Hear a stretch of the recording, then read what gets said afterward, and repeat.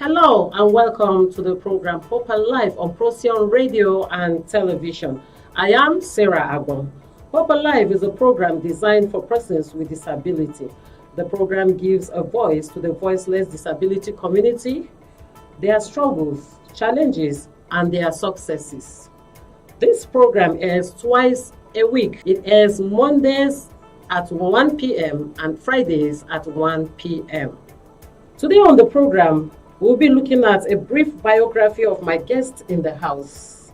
And after that, we'll also look at the word ambition.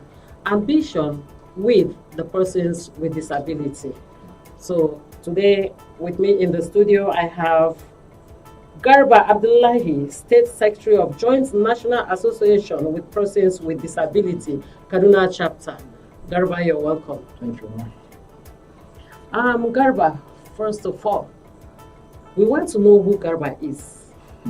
Who is Garba? Okay, Garba Abdullahi was born sometime on the 2nd December 1977.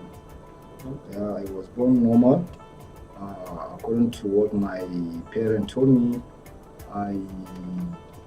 it happens, I came across a physical challenge, or that is disability, when I was just 3 to 4 years. Okay. That was when it happens to me as a result of fever. They took me to hospital and they gave me injection. That was the end. I could not be able to walk to walk properly as normal. Yeah, that was how it happens. Okay, at 3 years. Yes. All right. And it means you were not born like that. No. Initially I was not born. I was born normal. Normal. Yeah. Okay, Garba was born normal. Yeah. Then at least at 3 years, what were the challenges your parents faced at that point in time? At that point in time, my parents took it upon themselves that they will do their all possible best and see if I can stand and be walking with my 2 legs. I was being taken to so many hospitals, including even traditional medicine. My mother keep on taking me to so many places till when I reached the end of the age of 10 years. 10 years? Yeah, when I reached 10, that was when she now finally gave up. Oh. Yeah. So how many were you in your We were 10 in our family. You were 10? Yes, I'm the first one. Okay, among the 10. Yeah. Were you the only person that had this challenge? I'm the only person in our family that have this physical challenge. I don't know if your mother told you what she felt. She's still alive. At times we used to sat down together. She narrate what actually happens to me, even in front of my children. Okay. Yeah. Mm. So after that, can I know, how many people that you came across that were not born like that have almost the same challenge with you, maybe after birth? As I've told you, I've joined the Association of Persons with Disability to be speaking for the voiceless among our community. When we come together, we normally talk on how did you acquire this disability. Yes. Almost, if I can say, 30 to 40% is as a result of injection at a very tender age. Yeah. Almost 30 to 40% of our members today, if you can have a conversation with them, they will tell you that is as a result of injection. Yeah, that was how we realized they now became a disabled person. So I don't know about your educational background. Can you tell us? So currently now, Not currently. How you started? Okay. When you had that challenge. Yeah. Was your mother or your parents, were they able to say, okay, let us just send him to You school? see, one good thing about my, let me say my mom, she took it upon herself that over her dead body, that I should be on the street begging. Yes, I knew about that. She told my father that I must have to go to school, and she is the one that took me to go and register me in primary school. Yeah, my dad paid, but her encouraged me that I must go to school. Okay. Yes, I went to normal school from primary, secondary, polytechnic, up to university. Okay. Yes, I'm currently in the university now. In my final You're currently in the university. Yeah, in my final year. Can I ask how old are you? I'm 40 plus. I hope you are not part of the people that No, hiding their age. no, I'm just 40 plus. They are just 40 plus. Yeah. Yes. Is Gaba married? Yes, I'm married. Okay. Yeah, How many kids? I have 6 and I lost 1. Yeah, my first daughter, she is also in the polytechnic. Wow. She is also in her final year. Yes. Wow, Yeah. that's great. Yeah. So your kids, your kids, how do you, cope with them around you? How do they cope with you around? Yeah, they've been supporting. I'm very cooperative. Yeah. Very cooperative. Yeah, very cooperative. Yeah. Okay. Yeah. And They always stand around me. Yeah. Okay, you just told us that you went to the normal school. Yeah. And your parents, is there any sponsorship from anywhere apart from your parents? No, there's all my sponsorship are my parents. Why? So I don't actually know. I have never applied for scholarship. All the sponsor is my parents. And now I'm the one sponsoring myself. Currently now. Okay. Yes. Okay, because sponsoring my children and sponsoring myself. Because you have chosen to go higher. Yeah. Yes, and that's the reason why you are sponsoring yourself. Yeah. I believe maybe the reason why your parents don't want to feel like the burden should be on somebody. They feel like maybe taking their responsibility as a parent to take care of you. That's the reason why maybe they do not allow you to go for any sponsorship. Yeah, actually, I have a very supporting parent. As I've told you, my father is a trailer driver. Okay. But my mom is a full housewife, but with determination of seeing me excelled in life. That was why my father, supported by paying her, put eyes on me and encouraged me to go to school. So while in school, now you are in the higher institution, what are the challenges you face in the institution as a physically challenged person? You see, there are a lot of challenges. There are a lot of challenges in the higher institution, like accessibility.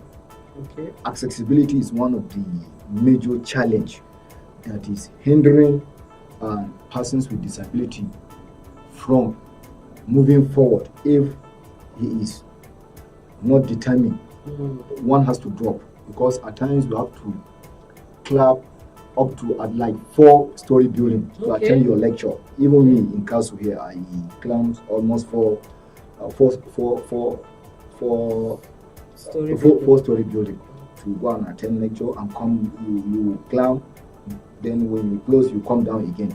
Likewise tomorrow. You do it manually? Yes, manually. No, in Castle there wasn't anything like lifter.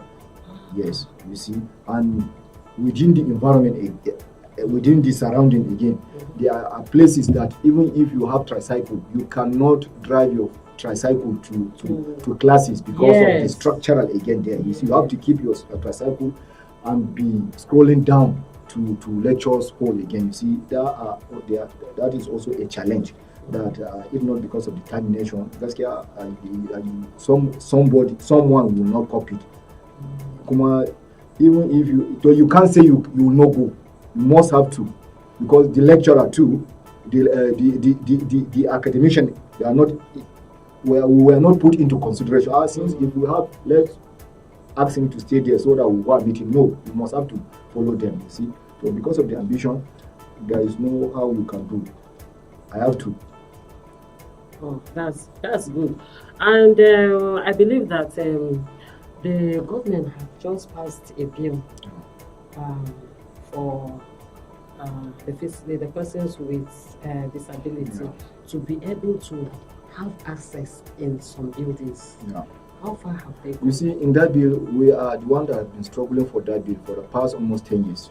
It was this administration of Nasu Efad has signed it into law for the creation of disability affairs, including making public structure accessible to persons with disability. So the law has just been passed and assigned. What we are now appealing is, or struggling now, is to see the full implementation of that law. But it will take time. Yeah, we can't just start directing people now. Make provision. But there are, in terms of this technology, there are some temporary accessibility that you need not to be informed. You on your own, you can just create it and provide it there. You understand? Yes. But the law we have to be creating awareness, and it will take, like I've told you, it will take time. Yeah, it will take time before all those adjustments can be made. Can I say that in Kaduna State Polytechnic, Yeah. do they have a place that will be convenient for you to go for your convenience? No, I attend Zaria, no Bomali Polytechnic. Okay, no Bomali. Not any, yeah. Okay, not Kaduna. Not yeah. Okay. In New Bomali, there was not any provision for convenient for persons with disability. As at the time, even if up to now, because we have students there that are still schooling there, they have been reporting cases of how they face challenge one way or the other. Yeah, up to now. Yeah. Okay. That's very good. It's good to be talking with you just for the moment. Thank you. And we have a lot of things to still discuss. May I know, what is your ambition? Okay. For now, I'm a civil servant. You're a civil servant. Yes, I work with Kaduna State Universal Basic Education Board, headquarters here in Kaduna, with Human Resource Department as a data processing officer. Too. Yeah, and apart from my working, as you have said, ambition. Now I have a very big ambition. Okay. Yeah. Presently, I'm undergoing study, and as soon as I want to pursue my masters abroad. Wow. Yeah, you see, it's another ambition. Yes. Yeah, I want to pursue my masters as soon as I'm done with. By July, August, we'll be done by the grace of God. And if things goes well, I'll start preparing for masters again. And my ambition is, I love peace. Understand? And currently, my project, I'm writing my project on this terrorism. Okay. How will the whole world live in peace? Because I love peace. Without peace, we can't achieve anything. Yes. And I wake up with my dream every day of crisis there and there. I've been asking myself, I'm reading international relations, and I've started to question diplomat. What are they doing? What are they doing? If they can, if diplomat, you are to.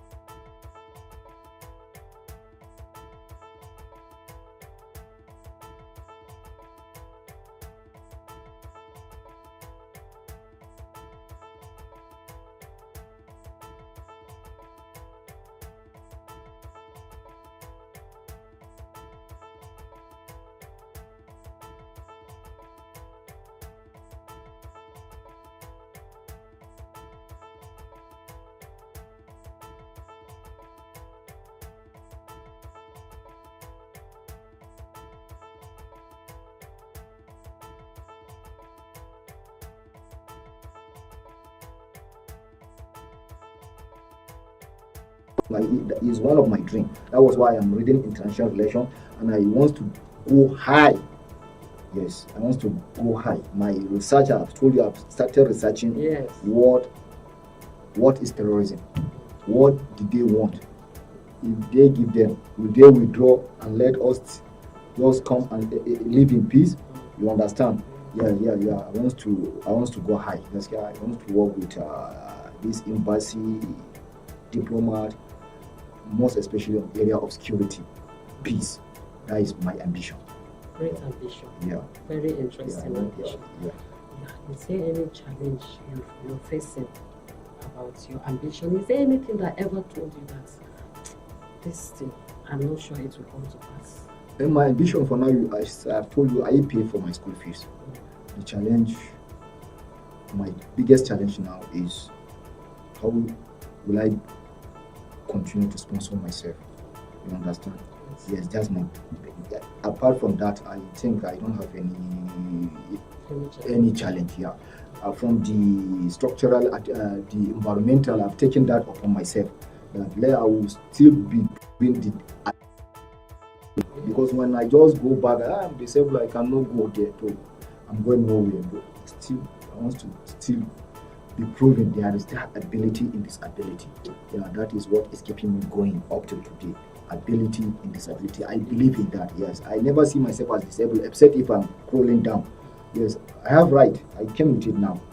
If I'm just crawling, that is when I will realize that I'm. But what kind of right do you have? A car. Is a car? Yes, ma'am. How is the car? Can you tell me a little about it? It's automatic. Automatic. Yeah, constructed by people with disability. Exactly. Yeah. That's what I want to hear. Yeah. Constructed by people with disability. Yeah. And the car has everything. Normal car as you. Normal car. Yeah, normal car. They change the gear. No, it's just it's automatic. It's just the throttle and the brake. Okay. That is where we normally do the construction. We took it, the throttle, we now brought it up, and the brake. Okay, there's no problem. We'll get to the car and see what no viewers. If you are watching us from Procyon Radio and Television, and the program coming your way is. You will be coming. Okay. All right. In the car. You for stand here.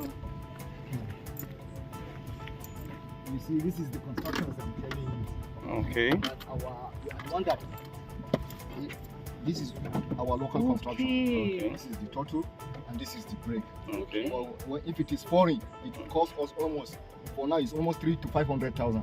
Okay. Yeah, if it is foreign, but with this one, we can drive from Kaduna to Lagos, Kaduna to Maiduguri, anywhere. Without any problem. This is my throttle and this is my handbrake. Okay. I told you the car is automatic. Yeah. Okay. Yeah.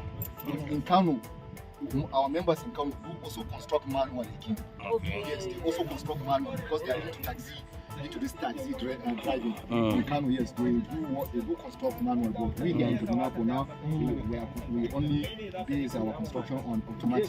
Who is the person that normally constructs it for you? He is in Magajingeri now. Okay, the person is in Magajingeri. He's in Magajingeri. He is the one that is training training people with disability on welding skills. Yes. Okay, I understand. Oh, that's beautiful. Huh? You can see that. If I want to sell it, I can just remove this one. Yes, if I bought another one, I fixed it, shaken, I drive and go anywhere. And this is the program, Procyon. This is the program Hope Alive on Procyon Radio and Television. You can see how they constructed the car for persons with disability. I believe you saw him when he was coming on the ground. They are right from our studio when he was coming. And this is his car. He can move to anywhere. He doesn't have any challenge with. No any challenge. You will not even have time to stop any any car, and nobody will do yanga for you. Thank you very much for having you. Thank you very much. You're welcome. Bye bye.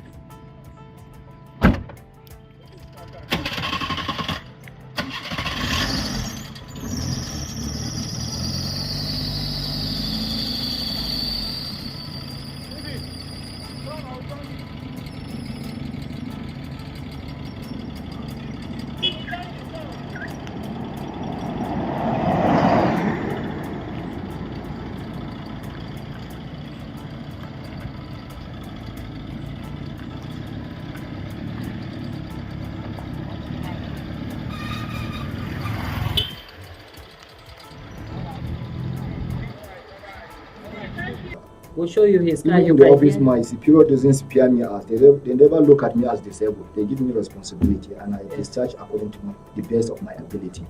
Yeah, I'm proud of that. They don't he's disabled. Just no.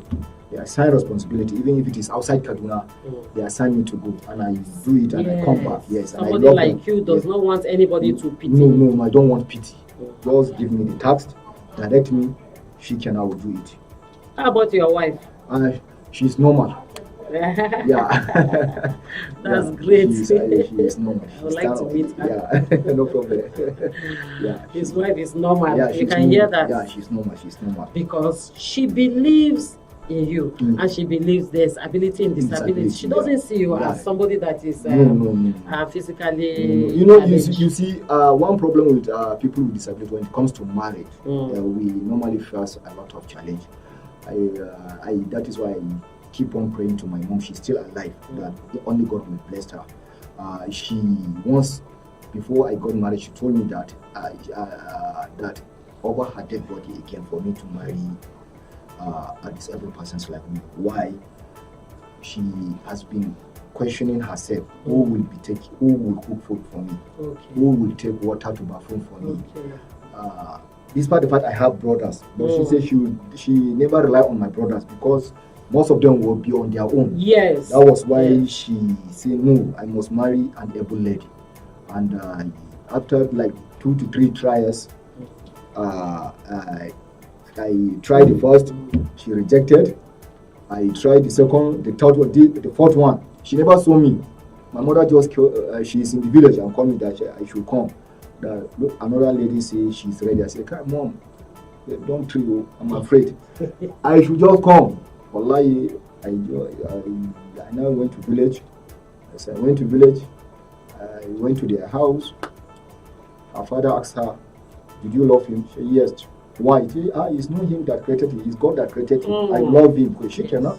I thought it was plain. When I come back to Kaduna, I've been expecting maybe they will now call me and say, that girl has rejected you. They now call my father that if we have the dowry, let them send the dowry request. That was how it happens. We married.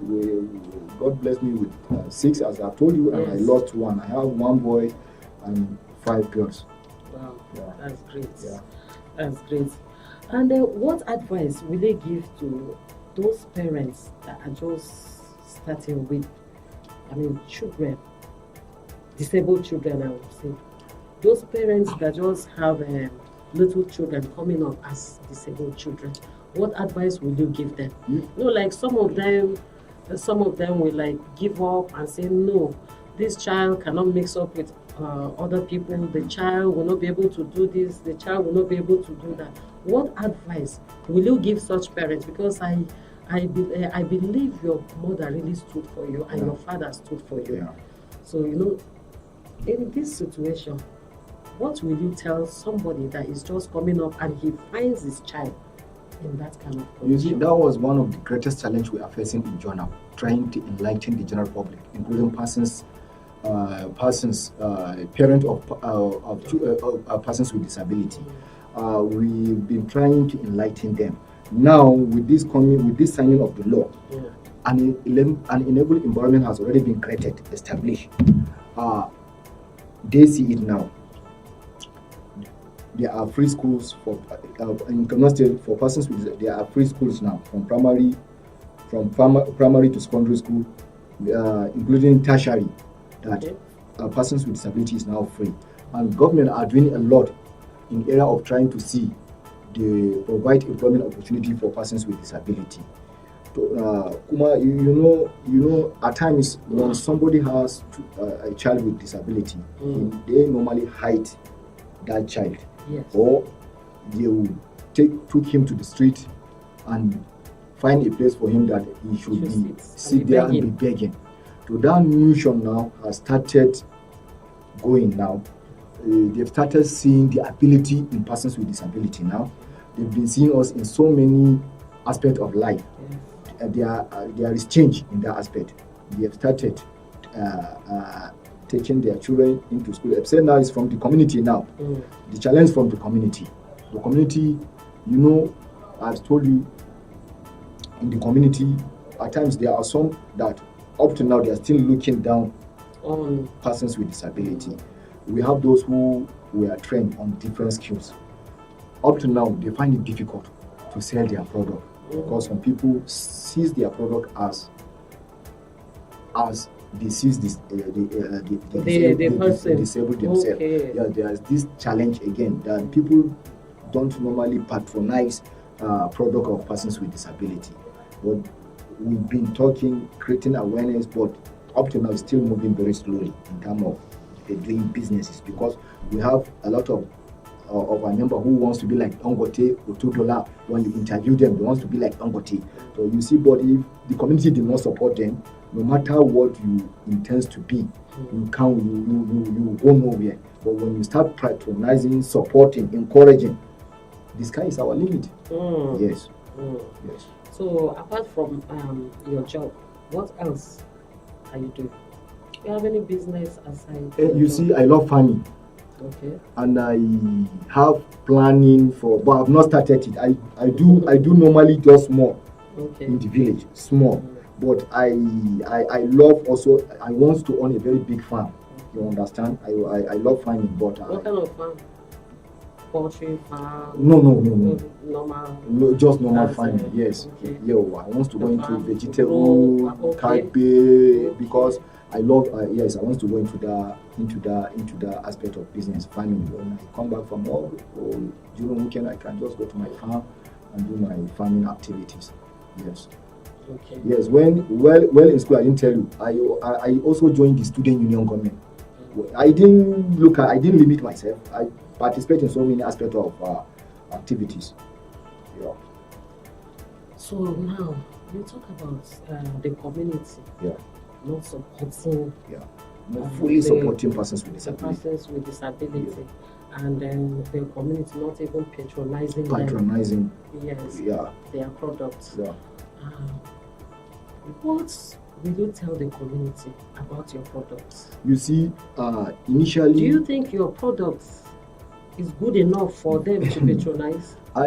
For persons with disability, when you look at yourself, you must have to do something that will draw the attention of others. Okay. You must have to trust yourself so that others will trust you. You see, initially, welding is not meant for persons with disability. Okay. Welding is not meant, but for the purpose of trying to survive and also informing the community that there is ability in disability, we encourage our members to go into welding. You understand, fabricating. And they learn and well trained. And they fabricate iron gate, door, tank. We have our office in Kinchinong here, along Amboma Azu, our office. When you go there, you see wonders there. Yeah, all this, we normally construct machine into our own use. This car that I've told you, we are the one that constructed. How do you get the materials? We went to the market. We buy the material from the market. How do you raise the... That was why I told you now. From the little we generate from our selling. Okay. Yeah, from the little we generate. Yeah. That's how you get money for the materials you use in welding. And then it's like after welding, since people are not patronizing, your money is just hanging. No, you see, at times you will construct gate. It will take you like 6 to 7 months before you to sell. So you see, when you've been collecting credit, eating food with your family, you're supposed to, at least when you construct a gate, it's supposed not to take you 2 weeks, 3 weeks. You sold it, you construct another one. You understand? But it will take you 6 months, 7 months. It will be there. Even at times they stole it. You come yes. They will steal it. Yeah, yes, they steal it. You see. So what will you tell the government in terms of equipping you and also how will I put it now? In terms of equipping you and empowering you? So, you see, there is that challenge also of support from government. You understand? In fact, we've been trained by government. Most of our members have been trained by government and provide the equipment, the machineries. But the capital to start, that is where the biggest challenge is. We don't normally get support in terms of loan. You understand? Or in terms of loan, we find it very difficult to access loan because the community, as I've told you, they will not look at what your ability. They will be looking at your disability. You understand? There is this bank. I went to a bank. I hide my staff ID card somewhere. Then I went to the bank. Then I started building. I said, okay, let me go and see if I can access a loan and see if I can complete my project. I now went to one of these commercial banks. I came and I say, I have an account here, and I want to know their modality in terms of loan. Oh, no, we don't no loan for you. That was what the lady told me. No loan. Yeah, directly. No loan. I said, why? No loan. I said, but I've been doing banking with you for the past 10 years. I said, no. I said, can I see the branch manager? He's busy. I said, okay. Let me just hold on and see if I can see him. I just find a place, and after like 10 to 15 minutes, I now went inside. Good day, sir. My name is Kaza. I work with social place. I came in respect of loan. Don't you meet the loan officer there? I laughed. I said, I met her. That there wasn't any provision for me. That they now call her. What did you tell her? I tell him he's not qualified. Why? Don't you tell her you are a civil servant? I said, no. I presented myself. I told I want her to address me the way I look like, not by your You see, if I can just go out and voice it now, you see, discrimination. Just because I'm disabled, that was why she now told me that, no, there is no loan for you people. She has to apologize. I say, sorry. I say, at times I feel shy to show myself. I don't want to be showing myself. Address me who I am. She cannot go in me. Address me, she can. Before I will show you who I am. She doesn't know who you are. So, you see, the moment she saw you, it's not good to be showing people who you are. She's not treating others like that. Yeah, you understand? But so that is the case with our people, community. With the community. Yes. When we ask them to gang up and go to bank, they will collect their documentation. They will be come today, come. They will be tired and they will just give up. So the little we contribute to them, even if they were able to construct marketing, it takes times again to market it again. So you see, that is the main challenges we are facing from the community. If the community will patronize our product, I told you, find persons with disability to give him sadakat. He will not even collect. You will not even see one. Yes, you will not even see one. When people support, you will not even see one. Yes. Because I can see that most people like this are very, very determined, very ambitious. I told you. And you can see some of the things you told us about your ambition. It's very great. Well, I believe you will get there. By the grace of God, inshallah. To pray for you. Thank you very much, inshallah. It's so good to have you in the studio today. Thank you. I am very grateful to have you. This is Procyon Radio and Television, and I believe we'll continue to have you more and more. Time when you come, you will be available. And that's just about the size of the program. Hope Alive on Procyon Radio and Television. We've been talking with Garba Abdullahi, State Secretary of Joint National Association with Persons with Disability, Kaduna State Chapter. And with this, we have come to the end of the program. My name is Sarah Agwa. Please do join us same time next week. God bless you. Thank you.